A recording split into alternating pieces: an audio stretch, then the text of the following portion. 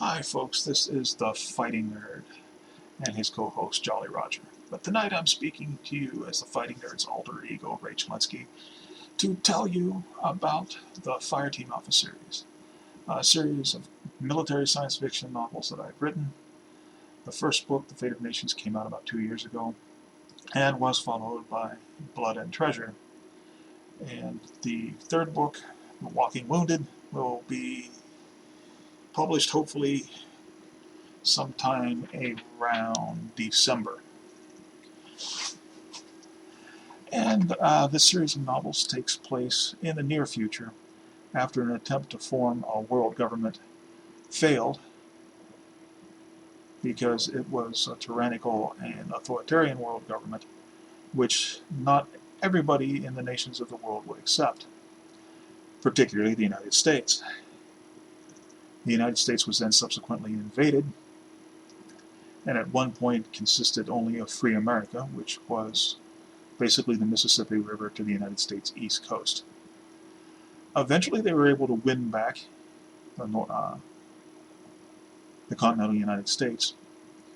And the first book, The Fate of Nations, begins shortly after that event, when it has been discovered that some people in the world have what they call the F.I.R.E gene, which is a normally dormant gene in a part of humanity that, were it not dormant, create, for lack of a better word, superhumans. Fire Team Alpha is a group of soldiers that have that gene and have it had it artificially activated through a painful and dangerous medical procedure that kills 2 out of every 10 people that accept it. In Book 1, The Fate of Nations, they are sent along with other fire teams that are also genetically enhanced into Brussels, Belgium to destroy the command center of the World Central Authority and into the Ural Mountains to destroy its backup facility in order to pave the way for an invasion by American and free nationalist forces from all over the world of Europe in order to smash the World Central Authority once and for all and restore freedom and sovereignty to the nations of the world. And of course, chaos and mayhem ensue. But you also get to see the type of relationships that 8 years of brutal global warfare have created in the entire world, and particularly in the United States, which has had to become a warrior nation. Literally, everybody has had to serve in the military as a simple matter of survival. So what we're looking at here is a nation that has literally been torn apart by war, and the relationships between everyone has changed because of that. Romantic relationships, father-son relationships. Everybody knows somebody who has been killed in the war. Orphans are everywhere. And spoiler alert, they do succeed in destroying the World Central Authority, its command center, and that's the beginning of the end. The invasion goes forth. But it just leaves a more fractured world,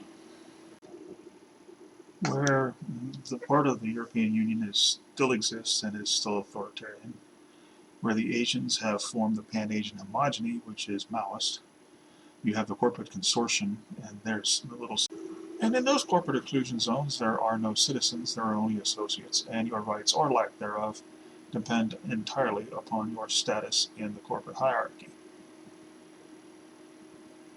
And the team in Blood and Treasure, the second Fire Team Alpha book, is sent into Frankfurt without official sanction in order to kidnap / rescue a Dr. Diavella, who is a geneticist who is part of a conspiracy of scientists who believe that mankind has reached its evolutionary peak and can only go downhill from where it is, and see paranormals, like the members of Fire Team Alpha, as the only real future for mankind. They have therefore developed a biological weapon that they intend to use to kill the rest of the human race to make way for the superior paranormal species in order to accelerate mankind's evolution. But of course, they can't just waltz in to the exclusion zone and take one of their guests away. And again, chaos and mayhem ensues. But you also get an idea of what a corporate society might be like, where the standard of living is high, you have everything you need and even some luxuries, but you still have no freedom. And you also get to see a bit more of how the team develops as a group and becomes more of a family. And there's a little bit of romance between the protagonist Douglas Carter and one of his lady team members. So I've really created a world where intrigue and violence and geopolitics come together to form all kinds of story prospects. I know this is kind of rambling. I'm better at writing than I am speaking. But I hope you get the idea of what it is. I'm kind of going for a military science fiction uh, Lord of the Rings almost. It's almost like if Tolkien and Tom Clancy had been able to collaborate with Robert Heinlein sitting in. So anyway, I'm going to be posting sales links and some links to my social media pages. I hope you check them out, and I hope you buy books. I need money. So this is Ray Chalinsky, aka The Fighting Nerd. Remember, words make history, and I bid you good night.